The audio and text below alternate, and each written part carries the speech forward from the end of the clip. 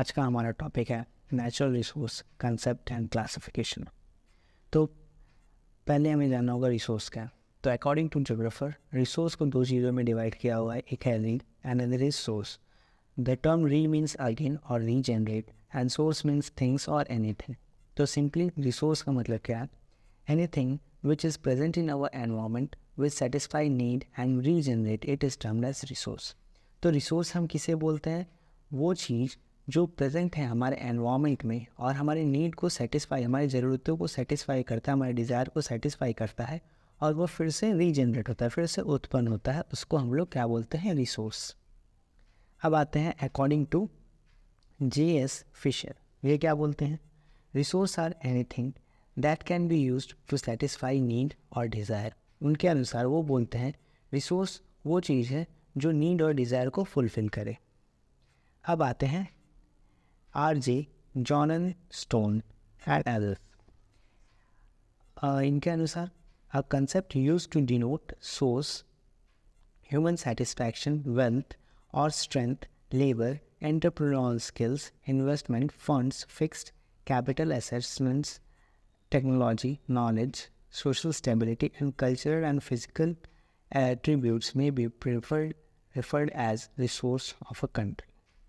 तो ये क्या बोलते हैं? वो कंसेप्ट जो डिनोट करता है ह्यूमन के सेटिस्फैक्शन, जैसे वेल्थ हो गया, स्ट्रेंथ हो गया, लेबर हो गया, एंटरप्रेन्योरल स्किल्स हो गया, इन्वेस्टमेंट फंड्स हो गया, फिक्स्ड कैपिटल एसेस्ट हो गया, टेक्नोलॉजी हो गया, नॉलेज हो गया, social stability and natural culture physical attributes जो हमारे रिसोर्स ऑफ अ कंट्री कहलाते हैं, उसको हम लोग इनके अनुसार वो है रिसोर्स।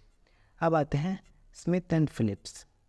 इनके अनुसार fundamentally resource are merely environment function in service of man. इनके अनुसार रिसोर्स वो है जो एनवायरमेंट का फंक्शनिंग करता है और मैन को एक सर्विस प्रोवाइड करता है। अब आते हैं एनसाइक्लोपीडिया सोशल साइंस। ये क्या बताता है? Resource are those aspects of man's environment which renders possible और facilitate the satisfaction of human want and the attainment of social objectives. तो एनसाइक्लोपीडिया ऑफ साइंस के अनुसार रिसोर्स क्या है? रिसोर्स वो चीज़ है, वो एस्पेक्ट ऑफ ह्यूमन एनवायरमेंट का है जो सेंडर्स ऑफ पॉसिबल और फैसिलिटेट, मतलब जो एक सेंडर की तरह काम करता है और सेटिस्फाई करता है ह्यूमन वांट्स को और उनके अटेनमेंट्स ऑफ सोशल ऑब्जेक्टिव्स, जो उनके सोशल ऑब्जेक्टिव्स है, सोशल ज़रूरतें हैं, उनको ये पूरा करता है, उसी को हम लोग रिसोर्स कहते हैं। ये है एनसाइक्लोपीडिया के अनुसार। अब आते हैं,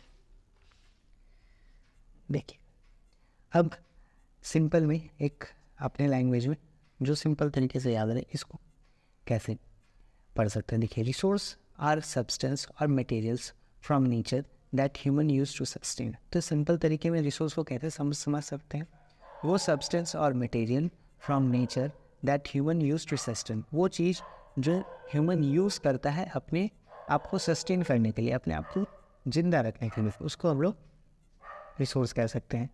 या फिर a thing can be called a resource only when it has some use in relation to others.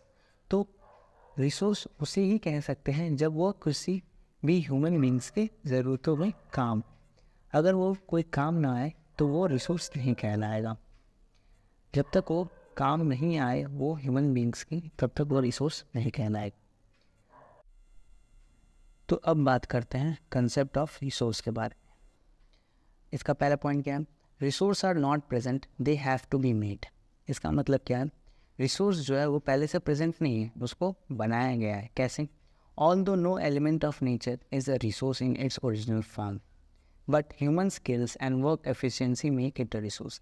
क्या बोल रहा है कि जितने भी नेचर में रिसोर्स अवेलेबल हैं वो ओरिजिनल फॉर्म में नहीं है अपने, उसको ह्यूमन स्किल्स और उसके एफिशिएंसी के द्वारा उसे रिसोर्स बनाया गया है। जैसे एग्जांपल में आयरन ओर है, वो एक्सट्रैक्ट किया जाता है ग्राउंड से, कैनॉट मेक एनी मशीन और टूल्स। आयरन ओर से डायरेक्ट कोई मशीन या फिर टूल्स तो नहीं बना सकता ना। आयरन ओर को हम लोग एक्सट्रैक्ट करके फिर क्या करते हैं, उसको स्टील में कन्वर्ट करते हैं, उसके बाद ही जाकर मशीन या फिर टूल्स बन सकता है। वैसे ही water flowing in river can not generate electricity. जो वाटर डायरेक्ट फ्लो करता है रिवर में वो तो इलेक्ट्रिसिटी जनरेट नहीं कर सकता ना, हमें हाइड्रो पावर प्लांट लगाना पड़ता है, उसके बाद ही इलेक्ट्रिसिटी जनरेट होता है। अब आते हैं second, resource is a functional concept. Resource एक फंक्शनल कंसेप्ट है। कैसे? The main characteristics of a resource is ability to satisfy need. ये तो हम जानते हैं कि जो रिसोर्स का मेन कैरेक्टरिस्टिक्स है वो क्या है कि satisfy human needs. Any natural element become fit for human use only when it undergoes functional process. कोई भी नेचुरल एलिमेंट वो फिट हो सकता है ह्यूमन यूज़ के लिए ओनली जब वो उसका कुछ फंक्शनल प्रोसेस हो। जैसे पेट्रोलियम का फंक्शनल प्रोसेस क्या है कि उसको हम लोग यूज़ करते हैं एज अ फ्यूल के रूप में। अब आते हैं third point, resource is a dynamic concept not a static. क्या बोल रहा है? रिसोर्स जो है वो डायनेमिक कंसेप्ट है, स्टैटिक कंसेप्ट नहीं है। कैसे? Human knowledge and skill plays a major role. Human का जो नॉलेज है, उसका जो स्किल एफिशिएंसी है, वो मेजर रोल प्ले करता है। Resource increase with increase in human knowledge. Resource increase होता है with increase in human knowledge and skill and reduce by deficit mistake, और वो रिड्यूस हो जाता है बाय मिस्टेक्स के द्वारा। अब आते हैं next, resource exist side by side which resistance and neutral stuff. Resource जो है वो साइड बाय साइड एग्जिस्ट करता है। कैसे? The resistance element provide by nature are harmful. जो रेजिस्टेंस एलिमेंट है वो नेचर के द्वारा जो प्रोवाइड किए जाते हैं वो हार्मफुल है। कैसे?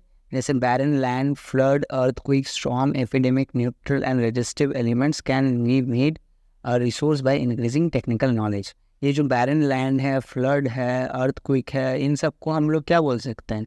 एक न्यूट्रल स्टफ हो या फिर रेजिस्टिव एलिमेंट है। इसका तो कोई यूज़ है नहीं, बट इसको हम लोग अपने टेक्निकल नॉलेज के वजह से इंक्रीज़ करके इसको हम रिसोर्स में डेवलप कर सकते हैं। फिर क्या बोल रहा है? The standard of man's living the result of the utilisation of resource. इसका मतलब क्या है कि जैसा मैन का स्टैंडर्ड है, मैन के लिविंग का जैसा स्टैंडर्ड है, वही हमारा रिजल्ट निकलता है यूटिलाइजेशन ऑफ रिसोर्स। जैसा हमारा स्टैंडर्ड रहेगा उसी हिसाब से हम रिसोर्स का यूटिलाइजेशन करेंगे। अब क्या आता है? कंसेप्ट और रिसोर्स कंजर्वेशन। हमें रिसोर्स का कंजर्वेशन भी करना चाहिए। कैसे? इसका मतलब क्या है? Means to maintain their ability in the nature for a long time by making judicious use of resource. इसका मेन जो मीनिंग है, इसका मतलब यही है कि जो एबिलिटी है नेचर का, उसे हमें सस्टेन करना है फॉर लॉन्ग टाइम के लिए बचा कर रखना है, और उसे जुडिशियस यूज़, जितना नीड है उतना ही यूज़ करना है, ताकि इसे हम फ्यूचर जनरेशन के लिए भी रोक सकें। बात करते हैं क्लासिफिकेशन ऑफ रिसोर्स के बारे में। तो रिसोर्स जो है उसको डिवाइड किया गया है on the basis of their ability. Resource को पहले on the basis of their ability पे डिवाइड किया गया है। जो on the basis of ability को दो चीज़ों में डिवाइड किया गया है, एक है रिन्यूएबल रिसोर्स और दूसरा है non renewable resource. Renewable resource क्या होता है? Resource which can be quickly replenished are called renewable resource. मतलब वो रिसोर्स जो तुरंत बहुत ही जल्दी रिप्लेनिश्ड हो जाए, बहुत तुरंत ही रीजनरेट हो जाए, उसको हम लोग रिन्यूएबल रिसोर्स एनर्जी कहते हैं। जैसे wind, hydro and solar energy, ये सब रिन्यूएबल रिसोर्स में आते हैं। और इसको it is also called non conventional source of energy. Renewable resource को non conventional source of energy के नाम से भी जाना जाता है। अब आते हैं non renewable resource. Resource which cannot be replenished in near future are called renewable resource. Non renewable resource क्या है? Resource which cannot be replenished, जो तुरंत जल्दी से रीजनरेट ना हो, near future are called non renewable resource. मतलब जो लॉन्ग टाइम लेता हो रीजनरेट होने में, उसे हम लोग नॉन रिन्यूएबल रिसोर्स कहते हैं। जैसे कोल हो गया, पेट्रोलियम हो गया, ये सब तो मिलियन ऑफ ईयर्स लेते हैं रीजनरेट होने के लिए, इसीलिए इसको हम लोग नॉन रिन्यूएबल रिसोर्स कहते हैं। It is also called conventional source of energy. इसको हम लोग कन्वेंशनल सोर्स ऑफ एनर्जी के नाम से भी जानते हैं। It take millions of years for formation of coal, petroleum and hence they cannot be replenished in lifetime। तो यही बताया है, जो नॉन रिन्यूएबल रिसोर्स है वो बहुत मिलियंस ऑफ ईयर्स लग जाते हैं उसको फिर से फॉर्म करने में। जैसे कोल और पेट्रोलियम है जो जल्दी रिप्लेनिश्ड नहीं हो पाते, जो cannot be replenished in life time, जो हमारे लाइफ टाइम में रिप्लेनिश्ड नहीं हो सकते हैं, इसलिए उसे नॉन रिन्यूएबल रिसोर्स में कैटेगराइज किया गया है। अब दूसरे में on the basis of origin. Resource को दूसरा पार्ट क्या डिवाइड किया गया है, क्लासिफिकेशन है on the basis of origin. On the basis of origin में पहला है बायोटिक, दूसरा है बायोटिक रिसोर्स। अबायोटिक रिसोर्स क्या होता है? Resource which come from non living sources are called abiotic resource. वो रिसोर्स जो नॉन लिविंग सोर्सेज से आते हैं उसे हम लोग अबायोटिक रिसोर्स कहते हैं। जैसे सॉइल हो गया, रॉक्स हो गया, मिनरल्स हो गया, ये सब अबायोटिक रिसोर्स हैं। Biotic resource which come from living beings, वो रिसोर्स जो लिविंग बींग्स द्वारा आते हैं उसे हम लोग बायोटिक रिसोर्स कहते हैं। जैसे मिल्क हो गया, लेदर हो गया, टिम्बर हो गया, ये सब लिविंग रिसोर्स आते हैं, इसे हम लोग बायोटिक रिसोर्स कहते हैं। अब तीसरा क्लासिफिकेशन क्या है? On the basis of distribution.